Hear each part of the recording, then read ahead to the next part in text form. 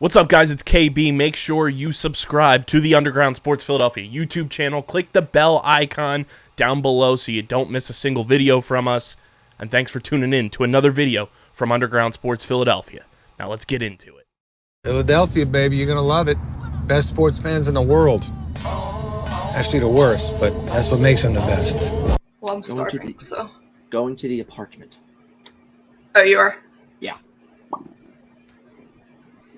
Oh. I didn't see my great start. What are you pulling up? My graphics. Oh. My graphics? You got our banner going? Banner at the bottom? No, not yet. Oh, all right. I will. Wait, where the hell did my... Okay, good. Okay. Hello, everyone.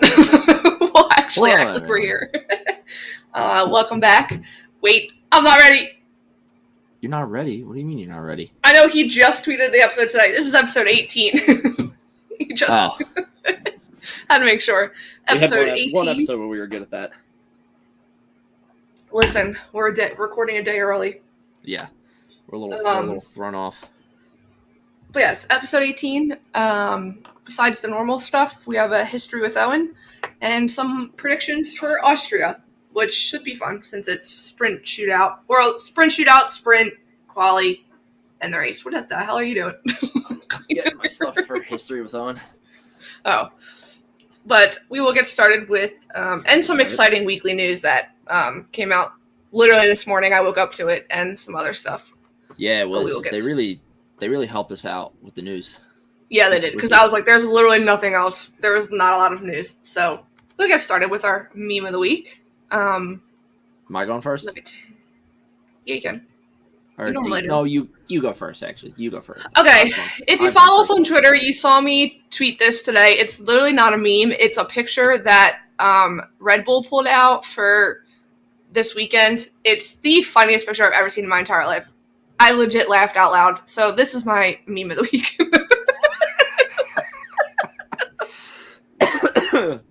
So it's Checo and Max Verstappen dressed in typical Austrian outfits, sitting in a boat with like a pretty picture behind them. Like, it looks pretty picturesque wherever they are, but it's literally the funniest thing because like Checo looks like doesn't even actually look like Checo in his face if you look at it. Checo looks weird. And then Max just looks like he's in pain. Like he's like, what? Wait, I want to zoom in. Yeah. He just looks like, get me out of here. I didn't sign up for this. I don't get paid enough for this. So yeah, it's also the fact that you can see Max's normal sneakers. His Puma sneakers. This is fantastic. You need to send this to me. This is going to become my computer wallpaper. It's literally so like, good. All they did was tweet, up next, Austrian GP, who will be there. Oh, this is from 2021. But it's literally the best picture. So they were like new teammates, right? 2021. Yeah, relatively new teammates. Yeah, but it just looks. There's so much to take in. I just legit, genuinely makes me crack up. I only have one for this week, so that was my. That is mine's not going to compete with that at all. Well, mine's nothing. Mine has more to go with the news, but that's fine. It's anybody from Philly will understand it, and honestly anybody outside of Philly will really get it too, just because it's so well known. At least I think it's well known. Let me add you to the stream. Whoa, it's not zoomed in. It's not zoomed in because it's very simple. It is. Have you ever watched Always Sunny in Philadelphia? Fantastic show. It's fantastic, so funny sometimes. Every episode. Not even sometimes. It's always funny. Yeah, every episode is titled "The Gang Does Something." So obviously this week with news, which will segue into following this. Rob McElhenney and Ryan Reynolds are now going to be part owners of the Alpine F1 team through an ownership group that they have a stake in. And this picture is just the gang buys a Formula One team. And I would love to see Always Sunny episode where they discover Formula One and become absolutely like obsessed with it and just get like fully immersed into it. And I think it would be so funny. That's a good one. That's a good one. So I thought it was simple but good and ties into it's relevant. And everything. Yeah, it's relevant. Kind of boring today with our memes of the week. no, that one of Max and Checker. You should tweet that out too for. No, I retweeted it on Twitter and I said this is officially. I said I'm using this as my meme of the week. Like I didn't see that. That is so good. It's such a great picture of them. It like took my breath away. I was cracking up so hard today when I saw it. It's just that is hilarious. Red Bull gets them to do some stupid things for challenges, but that one might take the cake. It's that not one might be challenge. The best. That's just no, like, hey, but they might have done something. But I saw one year when it was Max and Daniel, they had special racing suits, and they looked like they were wearing like the lederhosens with the suspenders. Lederhosens. Yeah, that's what it looked like. But I thought, yeah, funny. Real pronunciation on that. Lederhosens. Well, I'm not trying to say the track name this week. You were the one that the other day said it better. That is my job. I need to actually. Thank you for reminding me. I need to pull that back up. But moving on, we'll get to the big news at the end of the weekly news that you already mentioned. Yes. We'll end with that. But yeah, so obviously there's been a lot of talk between AlphaTauri and whoever is going to be drivers for, I think, starting in 2024. Apparently Yuki wants out, which I don't blame him. He's been in AlphaTauri for forever.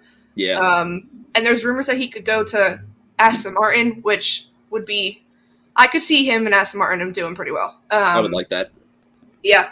And then now there's rumors that Daniel Ricciardo could take that second seat, but I think a partnership between Daniel Ricciardo and Yuki Tsunoda is chaotic, and I love it. That's content kings right there for AlphaTauri's social media team. Someone posted that they're already like soft launching their relationship because they did that video where he pushed them into the water. They've already done a few things where like they're soft launching their potential new teammates. But yeah, that's the marketing people are probably like, please give us those two. Please, please, please give us. Yeah, that would make AlphaTauri's social media team that would make their job so easy. Based off of just how much people love Yuki and how much people love Daniel Ricciardo. I mean, they're too much. I feel like they're two most lovable people on the grid at the moment, and people There's him, Daniel Ricciardo, which I want to see Daniel Ricciardo one more season, 2 more seasons maybe. Give him another shot at a non-McLaren car. I could see 2 more seasons out of him. The only issue I have with this news coming out is was it Daniel? I'm not too familiar with it. Was it Daniel Ricciardo who said it, or was it? No. Was it just at first? I think at first it was Helmut Marko mentioned something that apparently he could take the second seat, and then other journalists started tweeting out that it's now, but it's seen as yesterday that Red Bull Daily tweeted Ricciardo to AlphaTauri in 2024 is now seen as a genuine option per sources. Both Red Bull and Ricciardo are understood to be open to this move.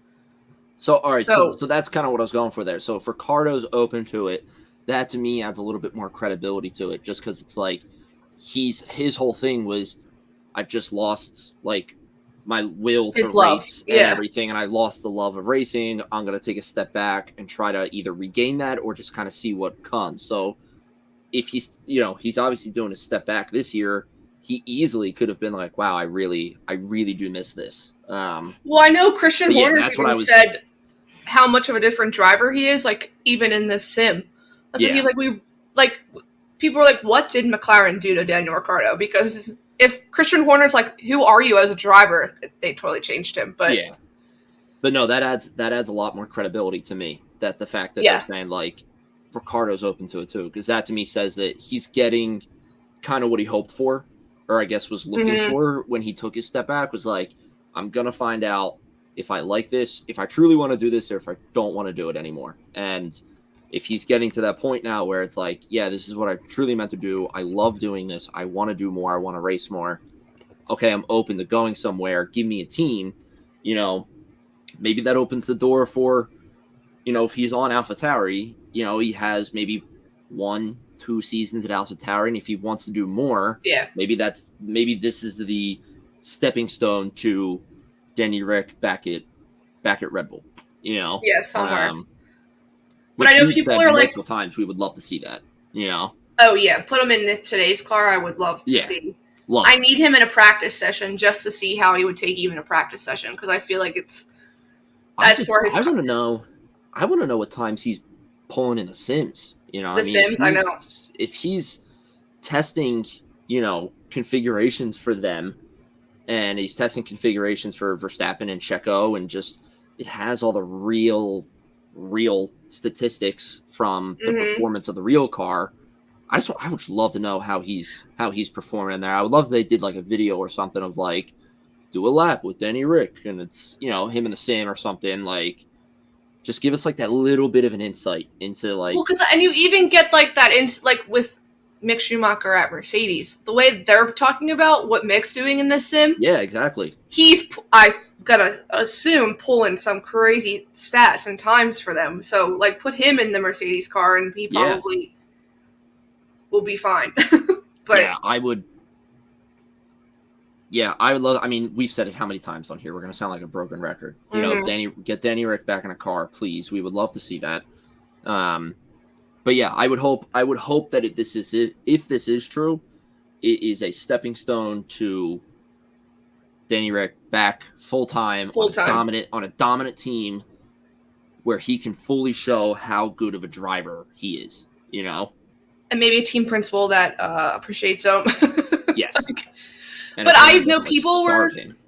Yeah, I know people... but people are questioning, like, why... That's the junior Red Bull team, so why are they going to bring someone older when they have Liam Lawson, who's proven, and then I don't know how... I pulled up his name. I don't even know how you say his... I'm not going to try and say his first name, but I think his last name's Iwasa. He's an F2. He's, like, winning everything right now in F2. But he's a Red Bull driver. So people are like, why aren't you going to bring him up also? Like, I wonder if they're doing that just because Red Bull themselves can also see Danny Ricciardo getting back in a Red Bull. And they're trying to take it as slow as possible, Yeah. Slowly build his confidence. Hey, like we want you in this car. But we know that, you're not as into this as you once were. If you want to get back in, let's do it in AlphaTauri first. Get your kind of feet wet, get situated again, and then maybe next year they're like, hey, come on up. When does I don't know. I don't think either of us will know this off the top of our heads, but when does Checo's contract end?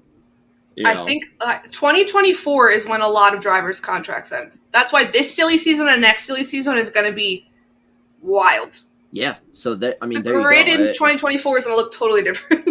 I could see. I mean, we know Red Bull is not going to drop Max Verstappen. We know that he's going to be their, Claude Giroux for them. Once they have him, they're never letting him go. Not even Claude Giroux. It's Crosby. They're never letting him go. That's an even better. That's a better comparison. The Penguins, once they got him, they never let him go. Mm-mm. So it's like, they're not getting rid of Max. They know they can see the next 8-9 years of victory under Max, and so unfortunately that means that Checo is going to have to go at some point. We're going to see a different driver with Max, and I wouldn't be shocked if some minds at Red Bull are like, hey, we can get Daniel Ricciardo up there. Bring Daniel Ricciardo back. Yeah, we can get him up there. And I'm sure it's kind of the same thing as like what we were joking around with the AlphaTauri people. Like, I'm sure some of like the marketing team and like the business side of Red Bull is like, as it stands right now, people who watch Drive to Survive and everything, like Daniel Ricciardo is the face of Formula One for people who exclusively watch Drive to Survive. So it's like those business minds are like, get him up here, get him in here, please. We would love to have his face slapped on every poster that they can find, Well, I've even seen I've watched videos when him and Max were drivers before, like teammates before, and those videos are hilarious. You even see he's in the videos more now than Checo is when they do special promo videos, because the two of them just feed off of each other, and they go back. Max looks like a happier person when he's with Daniel Ricciardo. But I saw someone, they're like, what the hell did what did Max and Daniel Ricciardo do to Drive to Survive Season 1 to make it seem like they hated each other? Yeah. Much. That's a good point. Like, when you watch Drive to Survive and then you watch, like, those videos from that year, like, that's two totally different teams that you're watching. Yeah, totally. Not to change teams, but I think Yuki's contract ends in 2024 also. And it's right. I saw someone saying they're linking him to Aston Martin because isn't Aston Martin bringing Honda in? Aren't they getting Honda once? So that's what people are like, Honda's going to want Yuki. Aren't they? Or is Honda a Japanese company? Is he from... So quick rundown. Side note. Let's see here for contracts. So Max Verstappen currently holds the longest, keeping him at Red Bull until 2028 or through 2028. Ooh. Sergio Perez. This article was written. I can see Max retiring in 2028. This article was written in 2023. Sergio Perez is done at Red Bull after 2024. Okay. Get out of my face, bug. Charles Leclerc also done after 2024. Sainz done after 2024. Hamilton's done after this year. George Russell is just quoted multi-year. He just resigned. Esteban Ocon is listed as 2024. This is through that season, so think like end of the season 2020. Pierre Gasly multi-year. Lando Norris 2025. Piastri 2024. Bottas multi-year. Zhou Guanyu, 2023. Fernando Alonso, multi-year. Lance Stroll, unknown. That's just because his father. His dad. Kevin Magnussen, multi-year. Hulkenberg, 2023. Yuki Tsunoda, 2023. Ooh. Yeah, Nick DeVries, multi-year. Alex Albon, multi-year. And Logan Sargent, 2023. So, as it stands right now, you have 1, 2, It's a lot of drivers within the next 2 years. 4... 5 drivers, 4 drivers actually, because Lewis Hamilton just signed an extension, right? No, George Russell did. Oh, I'm sorry. Okay, Hamilton, Carlos Sainz, and Charles Leclerc are the ones that people think are going to figure out their contracts this year. Okay, before they're up. So you have 5 drivers that at the end of this year their contracts are up. Those being Logan Sargent, Yuki Tsunoda, Nico Hulkenberg, Zhou Guanyu, and then Lewis Hamilton. And then you have a couple others next year: Perez, Leclerc, Sainz, Ocon, Piastri, and that's all that's listed on this article. So, and when does Audi come in? Audi comes in. Audi will have their own team in 2026, I think. Okay, I thought it was 2024. Because that's where people were like, it's going to be... People keep saying it's going to be Mick and Carlos Sainz and Audi. Yes. Sauber to become Audi Works F1 team from 2026. Okay. All right. Yeah, all right. Audi... Yeah. Yeah, so no, I've seen things... You got a lot of drivers. You have a lot of drivers. Around. Like you said, silly season this year and next year is going to be pretty wild, especially next year with some of the big names right at the front. You got, like I said, you got Leclerc, Perez, and Sainz. Ferrari's golden child. Dude, they're not getting rid of. I know there's the 2 quotes that are coming from Charles Leclerc and Carlos Sainz. Charles Leclerc's like, I'm confident we'll get to something, like, whatever. Carlos Sainz is like, yeah, I would like to get something figured out so I know where I'm going to be. People are like, who's confident they're keeping their seat? Who's not confident they're keeping their seat? Yeah. Yeah, but going back to the original conversation, I mean, yeah, the stage is set essentially for Daniel Ricciardo to move to AlphaTauri next year for the 2024 season, and then with Perez's contract ending in 2024 at the end of 2024, that's prime time, depending on how Daniel Ricciardo feels and how he performs. Yeah, for Red Bull just to be like, bye Checo, move in Danny Rick. You know. Well, I mean, it's Red Bull. That's what I keep forgetting about Nick DeVries, but it's Red Bull. They've done it before to Pierre Gasly and Alex Albon. Just ask them how it feels to get chucked away. So, they'll do it again if they won't. They're like the only people on the grid that would do that. So, I also hope. When did you say Alex Albon? Did you say is he 2024? Yeah, no, he's listed as multi-year right now. So it says Alex Albon is set to be with Williams through 2024. And it just says another multi-year man. So because he deserves a better team than Williams. But unless Williams starts turning it around, which they might. But yeah, I mean, it's you know, there's a lot of movement going around, and yeah, the stage is set for, especially with how he's been. I guess he hasn't been performing bad, but you know, with the way Checo has been just like how he's not winning every race like Max. He's not getting a Q3. Right. That's bad for Red Bull. If he keeps that up, that's gonna be, you know, a nail in the coffin of like, hey, you got the fastest car on the grid and you're not making it to Q3. You know, the setting is there. And honestly, all I think it would take is 2 signatures. That being the one of Daniel Ricciardo signing to AlphaTauri this year, or moving to AlphaTauri this year, and then Daniel Ricciardo's signature of, you know, hey, I want to keep this going, you know, into 2025. Yeah. And then it's just Red Bull's decision of just like, again, who they want where. See you, Checo. Yeah. You know. Could you imagine? Bye, Checo. Yes, I can imagine it. I know, I can. It's Red Bull. They're literally like deadly. It's not like it's not like we're saying like, hey, Ferrari's just gonna like wipe their entire driver lineup. You know, like no, this is Red Bull. They will do whatever it takes to win. And if Checo starts struggling, and if Daniel Ricciardo wants to come back and has that drive and has that skill there, they will in a heartbeat just switch them out, flip them. Yep. It's hard to even think like if Ferrari and Mercedes would be the same, or like Aston Martin would do the same thing. Well, Aston Martin's a different story. That Nepo baby's never leaving. But yeah, no. it's hard to see if like Ferrari and Mercedes would ever do the same thing. But it's because it's always been Red Bull, because Max Verstappen is the golden child. Yeah. And he outperforms everyone. So like it's hard to be like if Carlos Sainz all of a sudden like was crashing every race, getting out Q1, and Charles Leclerc was winning everything, would Ferrari also be like, see ya? Like it's I mean it's so hard because it's only been Red Bull. It's only been Red Bull. I mean, it's a storyline in what season 2 of Drive to Survive. Literally, there's 2 storylines about it. It's the season they said like, oh, we're gonna bring in Alexander Albon. Like, you know, it's Max is very, very much driver number 1 there. With like, and it's like not without reason. It's not like he doesn't perform. You know, he's a great driver. He's proven. He's winning everything. You know, but it's like anybody who comes in there and is that number 2 driver, you have to know that like I'm number 2. I am not really the priority. You know. Mm-hmm. The car's not going to be to my liking. Right. Like, that's it. You know? And who knows? Gonna be to...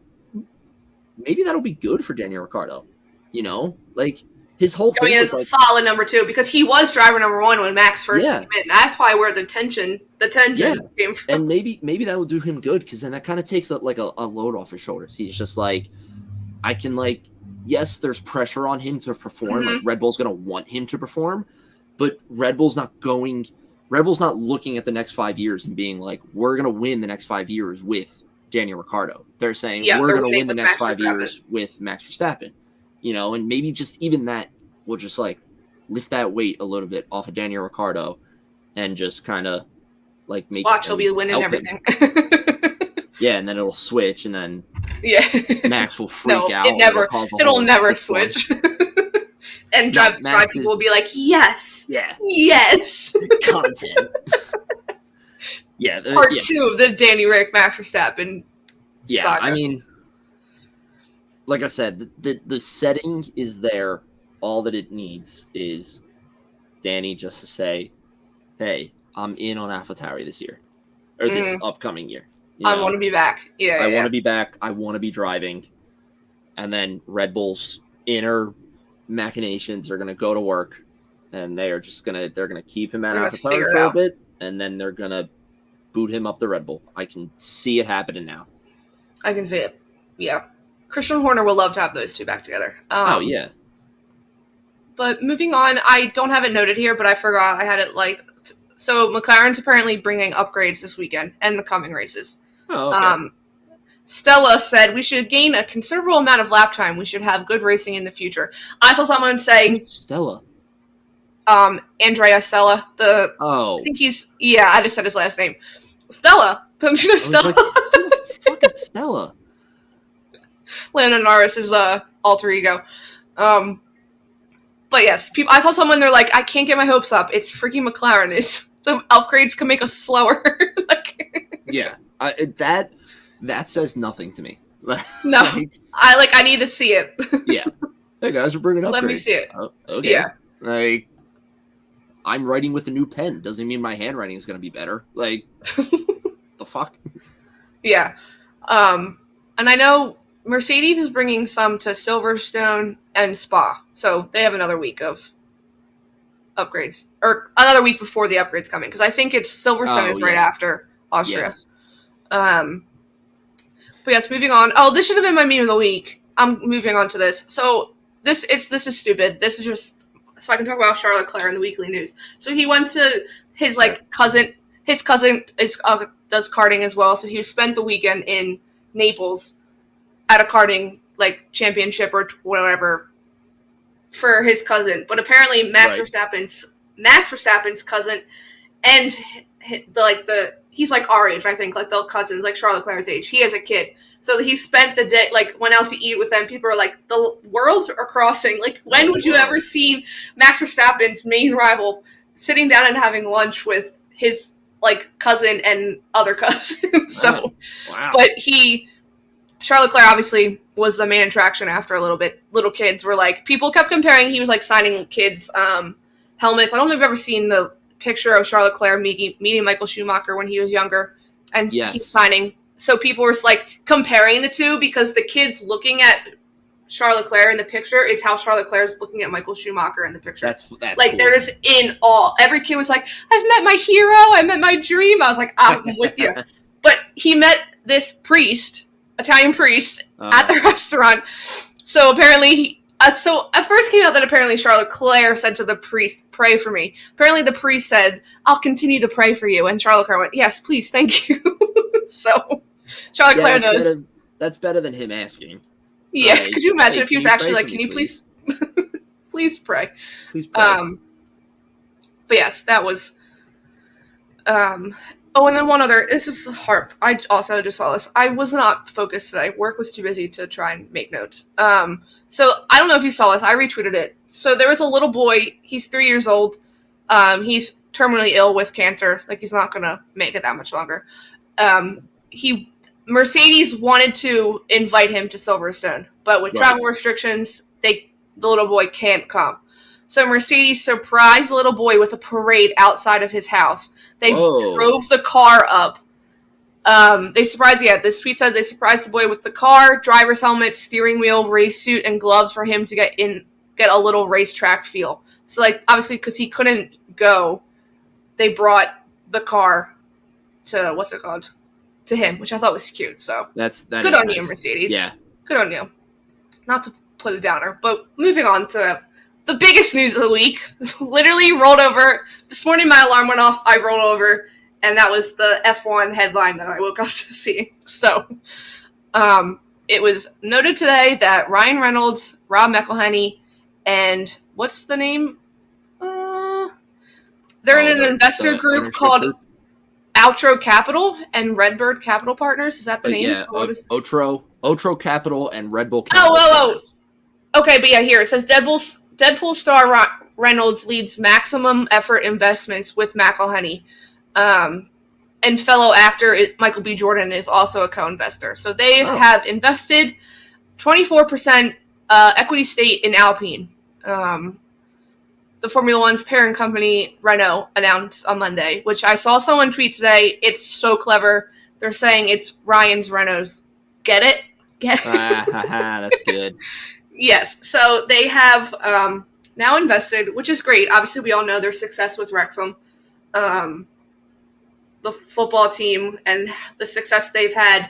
There was rumors Ryan Reynolds was going to buy the Ottawa Senators, but then he pulled out his bid for that. And now he's turning to F1. People are get Hollywood out of F1, but Hollywood's in F1. Get used to it. Yeah.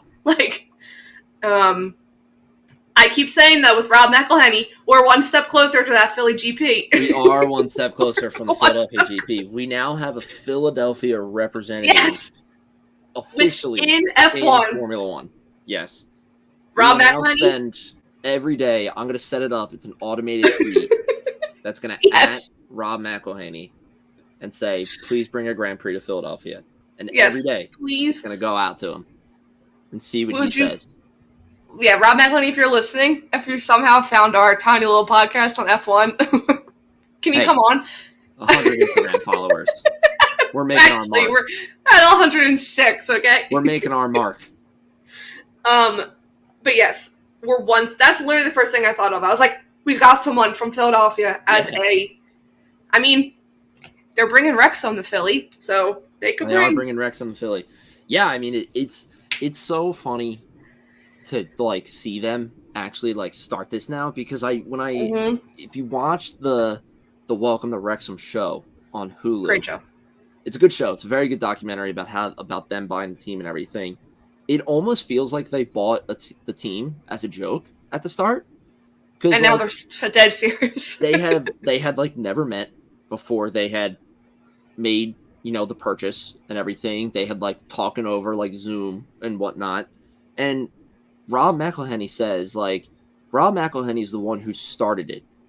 And he was like, oh, like, yes, like, I know I'm in TV. I know I have a good amount of money, blah, blah, blah. But in order for me to buy a sports team, I need, like, superhero movie, major, movie studio money, someone to help. Not It's Always Sunny movie.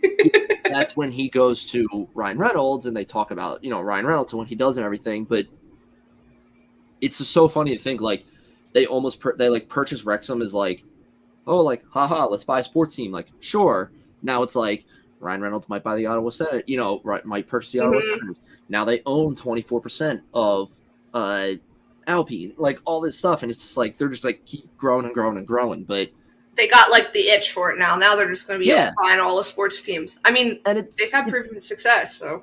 It's only 24%. It's not like it's a controlling share. Like, it's not like they're going to be the ones making the decision now, but it's a good, I mean, it's almost a fourth of the team, or the fourth of the group. So I think it's great. But yeah, now we have an official Philadelphian. We're so close. in Formula One.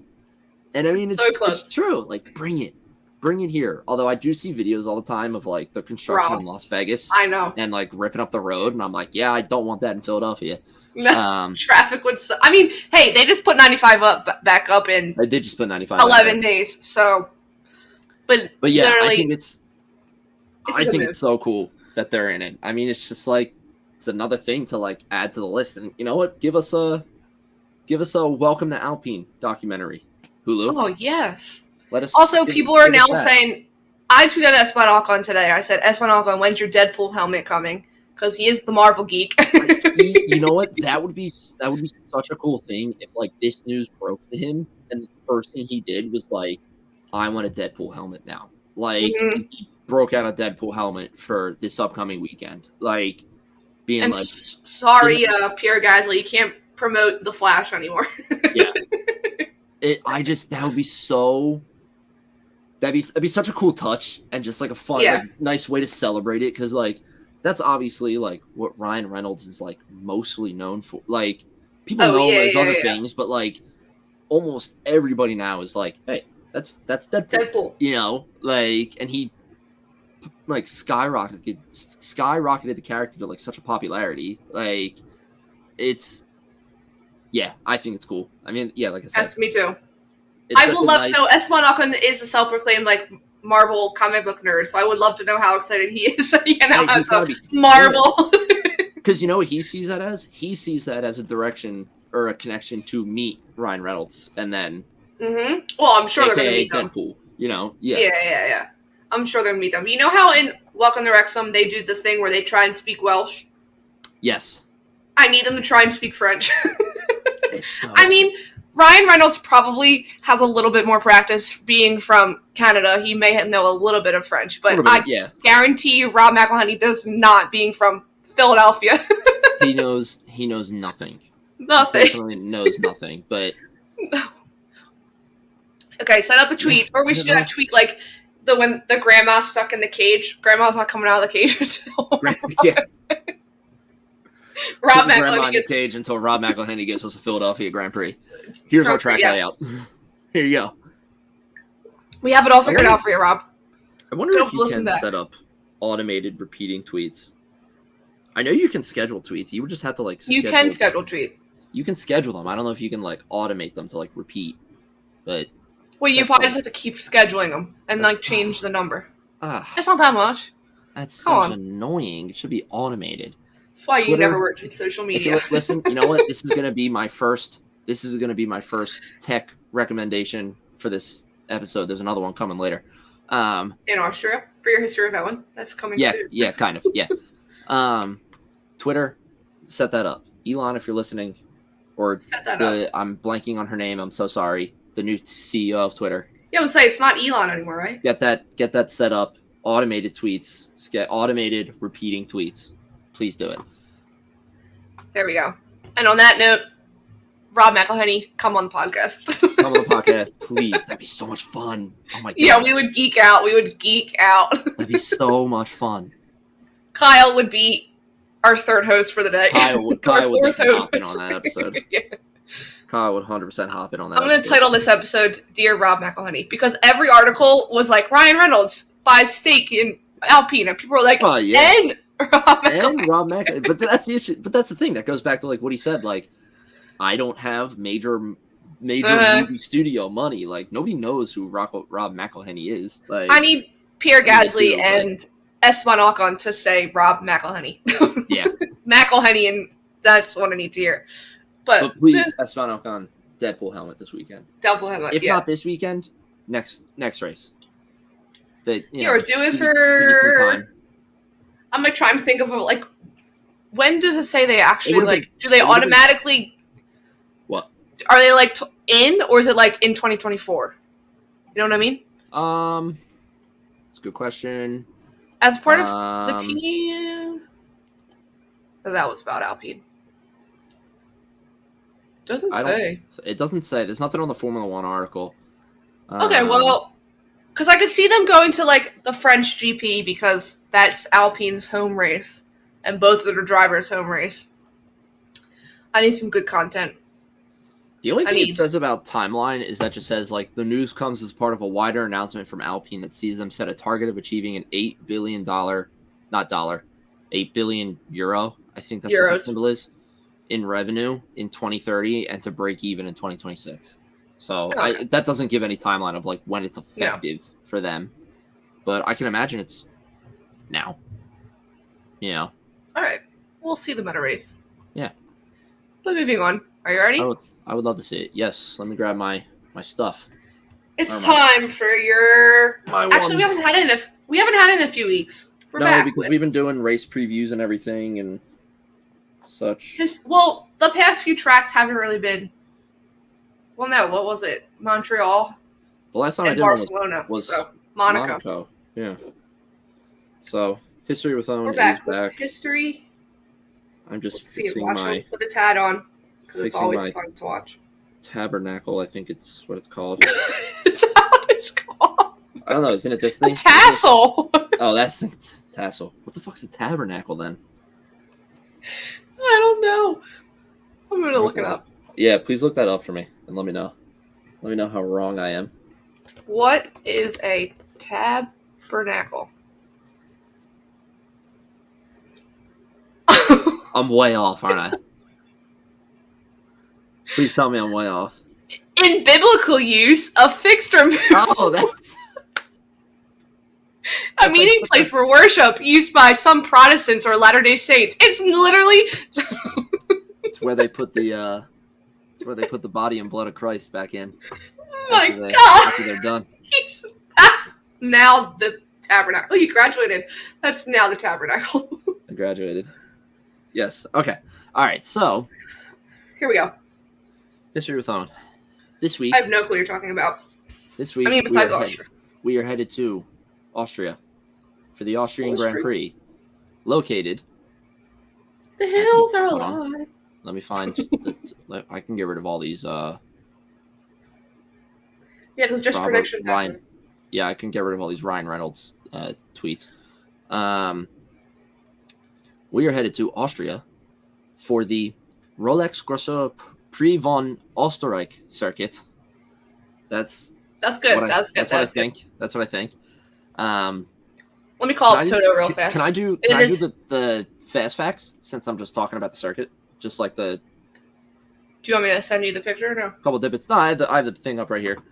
Oh yeah, the first Grand Prix. Circuit. Yeah, first Grand Prix was seen in 1970. It has 71 laps. It's 4.318 kilometers. I don't know how long that is. It's 2.68 miles. 2.68 miles. Thank you. And it features 10 turns. And the lap record was set in 2020 by Carlos Sainz with a 1:05.619. So just over a minute. So we're going to be talking about the long and very rich history of this ring, and it's 4 different names that it has had in the past. So over the years, your tabernacle's getting stuck on your cheek. Yeah, it's really annoying me. My tabernacle. So over the years, it's held a total of 44 races, ranging all the way back to 1970, like I said, all the way up to the present day. Obviously, there's some breaks in there and whatnot that I'll go over. So when it was first built, it was the original racetrack. The circuit was shaped like an L. It kind of almost looks like if you took like a hockey stick and then you just brought the neck up. So it was more of a right angle at the bottom. And it was called the Zeltweg Airfield. It opened in 1959 and was originally the main airfield for the Austrian Air Force. And it was a mix of military and civilian use there. Like I said, it looks like an L or like a hockey stick a little bit in the track layout, and it only had 5 turns. And it was very, very quick because it was so straight except for those turns. Yeah. The slowest turn, I think, was the top of the hockey stick. Like that's the full, like kind of like 180. Like a hairpin. Yes, like a hairpin, but it was more square. So it was like you would go into the turn, you would turn right, you would drive maybe like not even, I don't know, a couple yards, and then turn right again. It wasn't like a hairpin where it was a continuous, go around. Not like the one they just had in Montreal. Yes. Yeah, not like that at all. So because of the very simple layout and because it wasn't designed as a racetrack, it was really, really fast and it was so bumpy that it was closed after 2 races. It only ever had 2 races there. The one was in, where did it go? I had a really good website. Here we go. It held, I can't find it. I won't, I would forget about it. It only held 2 races. I lost my page and I'm not going to look for it. And so sorry, now I'm getting all flustered. So once it was shut down, it's been a couple years and it was then brought back, and that's where it earned the name, the Osterreiching, Osterreich Ring, is the full name of it. And this ran from 1970 to 1987. And the first race that it had on there was in 1970, which is what we saw on F1's website. Like I said, it went until 1987. There used to be, it had a different layout, but there were still a lot of straights on it. And there was a lot of accidents on that straight, so they added a chicane to the middle of it. But like a lot of drivers still did not like it just because of the conditions and how fast it was and a lot of the accidents. Cars were achieving speeds in the 1980s, were achieving speeds of like 155 miles per hour. And because of that, because of all the accidents that still kind of happened here and everything, in 1987, it left the Formula One calendar again. They were like, we're not doing this anymore. Too many accidents. Too many people are getting hurt. We're not doing it again. So then from 1987 to 1995, it was kind of defunct, decommissioned, just kind of sat there. So then in 1995 and part of 1996, Good year. it had major refurbishment. A bunch of companies came in and they like rebranded the whole track and everything. And this is when it became the A1 ring. So then this ran from 1997 to 2003. There were 7 Formula One Grand Prix that took place there during that time. But however, in 2003, because of the country's support for anti-tobacco legislation, it lost its place on the F1 calendar in 2003. Obviously, we used to have, basically cigarette boxes for cars, with the color scheme and the sponsorships. So F1 kind of pulled out because of that. The country had a bunch of anti-tobacco legislation going on. I didn't get into like full of that. I felt that was a little outside of That's an realm. even bigger F1 history than that one. So flash forward to what we know as today, which is the Red Bull Ring. This is now run from 2014 to the present. Oh, wow, it was closed for a while. I'm going to butcher this last name. Dietrich Mateschitz. He is the owner of Red Bull. He came in and bought the track in 2004. The one who just passed away last year. Yes. Yeah. He bought the track in 2004, kind of started working on it, did a whole bunch of refurbishments, made it, kind of what we know as today is the Austrian Grand Prix track. And the track finally opened in 2011. And then in 2013, the owners of the track reached a deal with Bernie Ecclestone, the former chief executive of the Formula One group, to bring F1 back in Austria. And then in 2014, the race returned for a 7-year contract with an extension signed in 2020. So that kind of brings us up to, what we have today. And it essentially, so there was another weird thing that happened this year, the past couple of years. Obviously, with COVID, I don't know 100% why it was because of this. Oh, I'm sorry. It's right in my notes. I just wasn't paying attention to my notes. So it says, I'm just going to read this right off that way I make sure it's right. And this also comes from a website called Grand Prix Adventures. This was a great layout of the history of the track and everything. This says, while the pandemic of 2020 wreaked havoc on the F1 calendar, the delayed start to the season that meant that 2 Grand Prix races took place in Austria. The initial race was the first held behind closed doors, and then the second race was known as a Styrian Grand Prix. This 2 race a year theme carried on to 2021. So in 2020 and 2021, they had 2 races a year in Austria, and it was the one was known as the Austrian Grand Prix, and then the other one was known as the Styrian Grand Prix. That makes sense. 'Cause I think I remember watching Drive to Survive, and I'm like, why are they back in Austria? Yes. Which that makes sense. Yeah. So in order, so the Zeltwig Airfield only ever held 1 race or 2 races. 2 races, yeah. 2 races I had a couple conflicting things in there. Oh, okay. 2 races or 1 race. And then the Oster Ring held 18 races, and it ran from 1970 to 1987. And then the Red Bull, the A1 Ring, had a total of 7 number of races, and it ran from 1997 to 2003. And then the Red Bull Ring ran from 2014 to the present, and has held a number of 18 races. And it's not going away anytime soon with Red Bull. It's not going away. Yes. No, with them being top dog this year and for 5 more years at least to come, it's not going away anytime soon.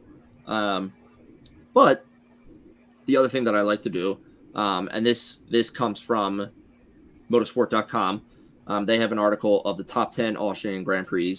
Now, I didn't go through all 10 because there was a lot of information. It just felt like it was too much, but I wanted to list out the years for the top 5. So it goes, number 5 is 1976 Grand Prix. Number 4 is 1999. Number 3 is 1977. Number 2 is the 2019. And number 1 is 1982. the reason that number 2 is 2019 is because it was a very good battle between Leclerc and Verstappen. Yeah. Oh, Yeah. yes, I've seen the pictures.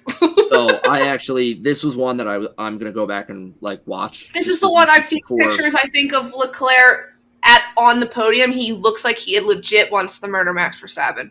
Yeah. I watched like a short clip about it. It's a great battle. Doesn't he make him crash like with 3 laps to go or something? Or he like overtakes him? I didn't get that far. I think that's one. But he might. Yeah, I've seen. So this comes to my other tech recommendation of the day. The one thing I wanted to start doing is, obviously with F1 TV, we have the archive of all the years of racing. So I wanted to say, hey, here's all the years of racing that you can watch on F1 TV for the Austrian Grand Prix. Oh, right? Fun. I'm pretty sure it's from 2014 to present day. You can watch the Austrian Grand Prix. However, when you search Austrian Grand Prix on F1 TV, you only get results from 2017 to 2022. So it's really annoying. And my recommendation if F1 TV, whoever codes that platform, if you're listening, fix it. please allow users to search for races by circuit. Yeah, that would be a situation just like this of just like, hey, it's Austrian Grand Prix weekend. What are some notable, races? Mm-hmm. Let me go look at everything that I can watch on here and just filter it by the Austrian Grand Prix. And then pull up all the races that you have that take place there. I know you flagged the country. I can see the tag on the platform. If you look up Austria, flag the country. If you look up Austria, it pulls up races and other things that happen in Austria. I know you flagged the country, so you can make it happen. That's my other tech recommendation. We're calling people out this episode. First, Rob McElhenney, now F1 TV. I think this might be a new segment right here. It's like Owen's tech recommendations for the F1 world. F1. Going to be like anything from F1 TV to, races, all that shit. Did you try YouTube? I'm sure you can search YouTube and there's probably YouTube probably has more. I did not try YouTube. But yeah, that's my. Oh, I want to watch 2019 now too. That's my overview of history of Owen. History of the Austrian Grand Prix. I pulled my information again just from GrandPrixAdventures.com, Motorsport.com, and the F1.fandom.com. It's a wiki. That's where I got the counts of the races and everything. So, yeah, I mean, it's super nice. The ring is a lot of fun. From one of the things I was reading, it's a really fun track to drive on, and it's a lot of fun for spectators to watch too. Yeah, I know people. You can camp there. Yeah, you can stay right there on the track with tents and stuff, which that seems fun. Yeah, so it'll be a lot of orange flares this weekend. It's going to be they try to ban.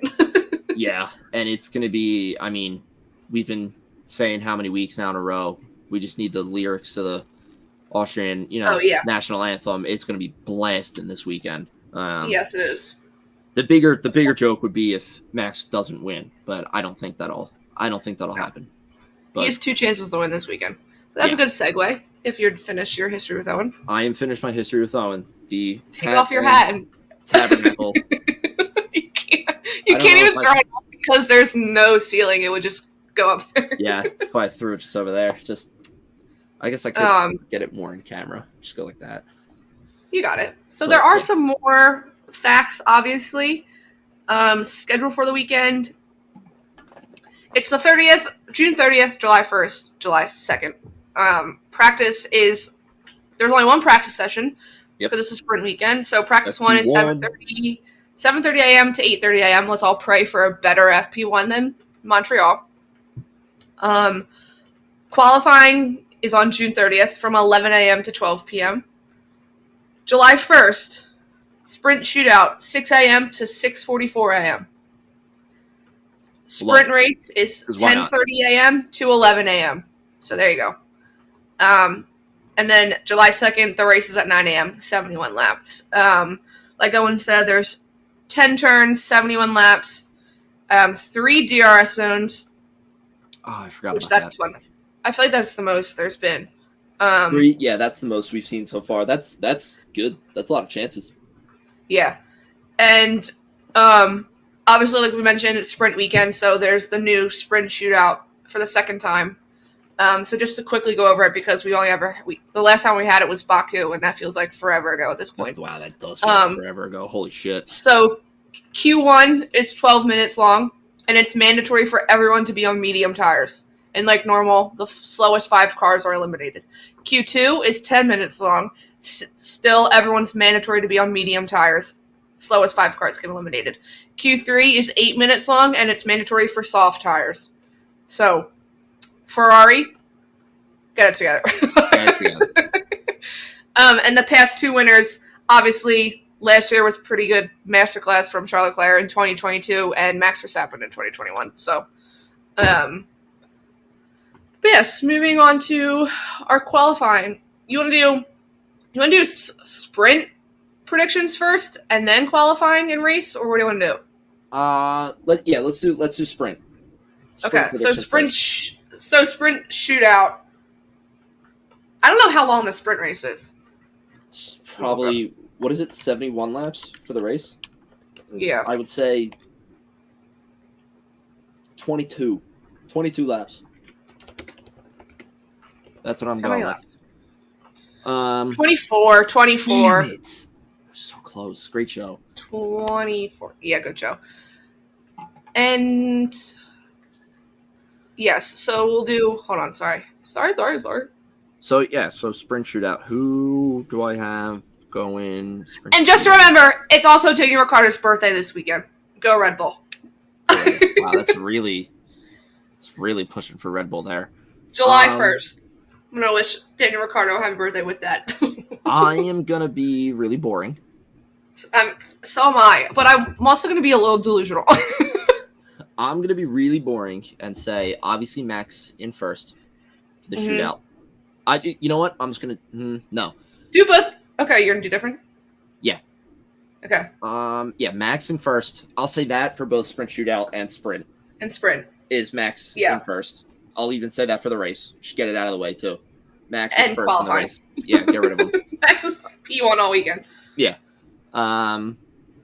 He's got that home turf just like Red Bull really screwed it up. They should have not won in Montreal, and then they could have won their 100th race this weekend in Austria.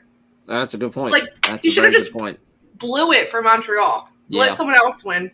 Absolutely tanked it in Montreal just for the moment. Everyone would have known you were tanking just to win in Austria. Yeah.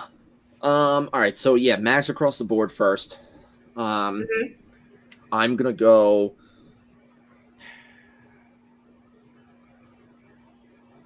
Okay, Fernando Alonso second.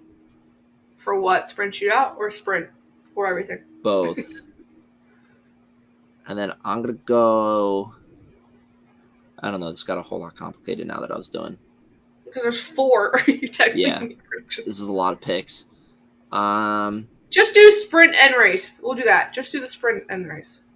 Okay. All right. So then for the sprint, Max in first. Alonso in second. And then I'll go Checo in third. I'll go Checo in third. I think after last week, he'll have a little bit of a resurgence, especially since it's not his home race, but it's his team's home race. So I think there'll be more support for him. Okay, so for race, I'm going to go Max first. Max. I would like to see Ferrari keep climbing the board, and I'm going to put Leclerc second. Okay. And then I'm still going to go with the Checo in third. Because, again, I just think that, he's got the home field hype. So, that's what I'm going with. Okay. Well, also, when you look at the track layout, there's a lot of straights. So, you know that Red Bull's going to be like, see ya. Yeah, see you later. You know what? Nope, locking it in. Okay. That's my answer. So you're really just switching Alonso and Leclerc for the sprint. I'm just switching Alonso and Leclerc, yes. Okay, so sprint, I'm going to say Max. First. Second, I'm going to say I'm gonna say Alonso. I'll say Alonso, and then third, I'm gonna go Leclerc third for a sprint. Okay. He pulls out that speed, and their race paces look better. They figured out something with the tires. I hope. And then the race is where I'm going delusional. I'm gonna throw back to last year. I'm gonna say Leclerc's winning. Whoa. He did it last year. He did do it last year. He literally said on his radio after qualifying, "We have a lot of speed. We'll get him tomorrow." And what did he do? Got him tomorrow. Got him the next day. So yeah, Leclerc's winning. Max Verstappen second, and you know what? Give me a repeat of last year. Leclerc first, Verstappen second, Hamilton third. I'll do that. Okay. That was the podium last year. I like that. I like that too because that's delusional. Also Mercedes. I don't think that's delusional though because obviously Max is going to be there up at the top. Yeah. Leclerc is there, and if they give him a good qualifying. Yeah, I think he's knocking on the door, and yeah. I think Hamilton's getting up there too. Like Hamilton's on the front porch, so it's like I can see him being there. Yeah. Hamilton's got that confidence back. I feel like a little bit. Like he knows he's not winning the whole thing, but I feel like he's got. No, and now that they've climbed in, now that Mercedes has climbed in the constructors points as well, I think he's like, oh, like we can do this. And remember, he said too, he had that interview where he said he's like, he said that they want to be competing with Red Bull by the end of the season, if I'm remembering correctly. Yeah. He said like I hope to be competing with them by the end of the season, which like.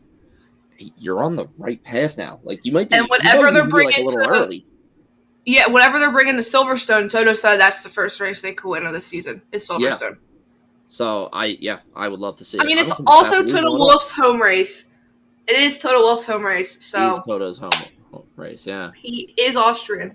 So yeah, we'll do that. I'm excited to see what Alex Albon can do again with that car. Yeah, and how well he did last time.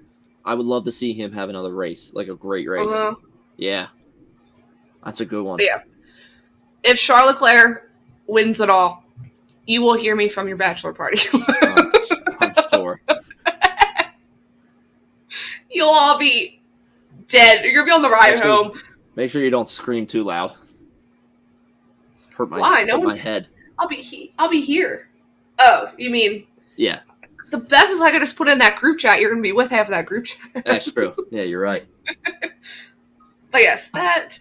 I don't think anything else. I'll say Alex Albon can be my driver of today again. Ooh, Thunder.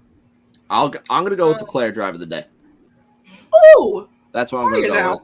Just because, you know what? The more I think about your predictions, the more the less delusional they are. You know? Thank you. Because again, like you said, we know Verstappen's going to be up there. And I mean, I am really praying that Ferrari in general can just capitalize and still grow off of that 4th and 5th place finish last week and keep going. You know, remember last year's Austrian GP was a good race. Yeah. You almost had Carlos Sainz trying to crash into Charles Leclerc during the sprint race. And then Mick was driver of the day. Yep. I'm trying to think of something. There was something else. I would love to see a high energy race. And yeah, I would love to see Charles Leclerc. Instead of knocking on the door, make it I'm kicking down the door. Let me hear the Monegasque anthem instead of the... Yeah, if we could get with one Austrian anthem and Dutch anthem over the weekend. Yeah. They have to listen to the Italian and Monegasque anthem. I'm here for it.